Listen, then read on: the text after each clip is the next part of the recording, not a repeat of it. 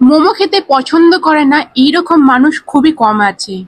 এটা দারুণ স্বাদের আজকে তোমাদের সাথে মোমোর রেসিপি নিয়ে আসলাম। চিকেন মোমো একদম স্ট্রিট ফুড স্টাইল, এবং যেটা রেস্তোরাঁয় খাচ্ছ, স্ট্রিট ফুডে খাচ্ছ, একদম সেই রকমই নরম তুলতুলে আর ভেতরে একদম জুসি।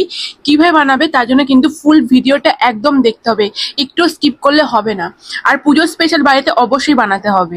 তো এই রেসিপির জন্য এখানে নিয়েছি পেঁয়াজ, আদা, রসুন, কাঁচা লঙ্কা, টমেটো।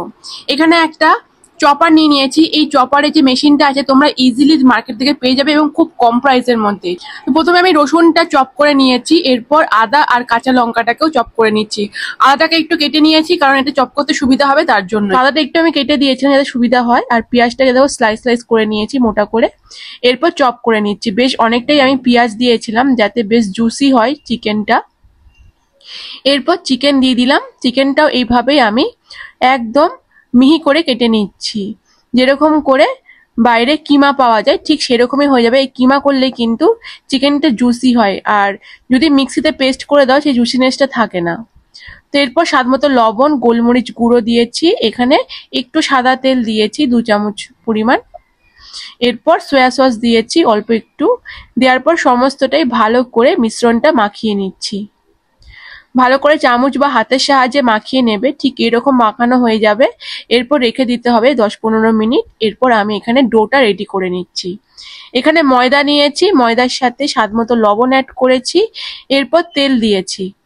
এখানেও 1 চামচ, একটা বড় চামচ তেল দিয়ে ভালো করে মিশিয়ে নিয়েছি। এরপর অল্প অল্প জল দিয়ে একটা ডো রেডি করে নেবো। ডোটা খুব বেশি নরম করবে না, আবার খুব শক্তও না। যেরকম করে রুটির জন্য যে আটা মাখানো হয় বা লুচির জন্য সেরকমই করবে, নরম একদম হবে না, ঠিক এইরকম হবে।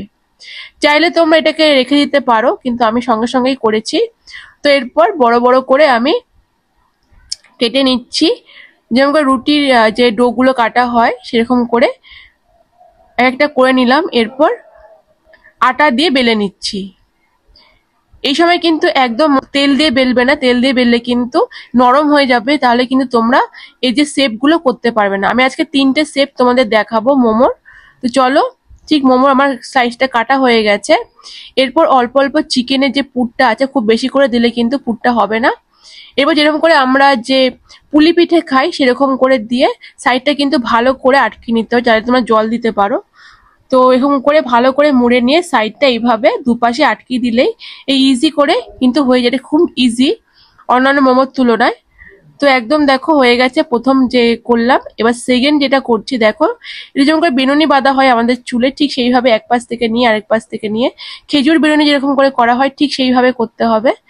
নিজেরটা একটুখানি ভেতরে ঢুকিয়ে এবার সাইড সাইড দিয়ে এইভাবে হাতে মুড়িয়ে মুড়িয়ে একটা সুন্দর করে এই মোমোর শেপটা কিন্তু রেডি হয়ে যাবে। দেখতেই পাচ্ছ, আমি আরেকবার এই শেপটা দেখিয়ে দিচ্ছি।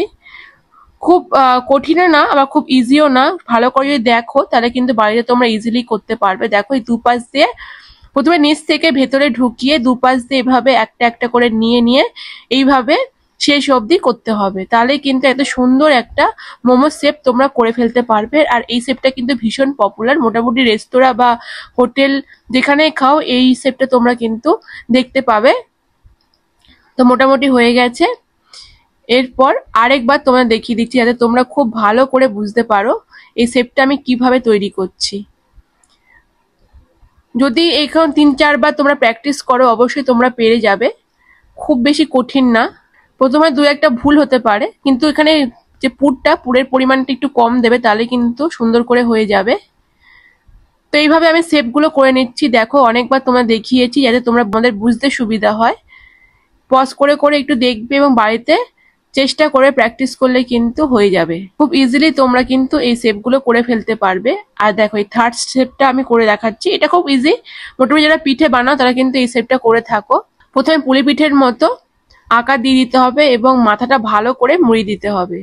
চেপে চেপে এইভাবে করা হয়ে গেলে এরপর ওখান থেকে মুড়িয়ে মুড়িয়ে মুড়িয়ে মুড়িয়ে মাথাটা এইভাবে শেপটা দিয়ে দিয়েছি। তো একদম রেডি আমার মোমোগুলো। দেখতে পাচ্ছ কত সুন্দর দেখতে লাগছে। এরপর আমি এটাকে ভাপে বসাবো। দেখতে পাচ্ছ কি সুন্দর 3টে মোমোর শেপটা হয়েছে।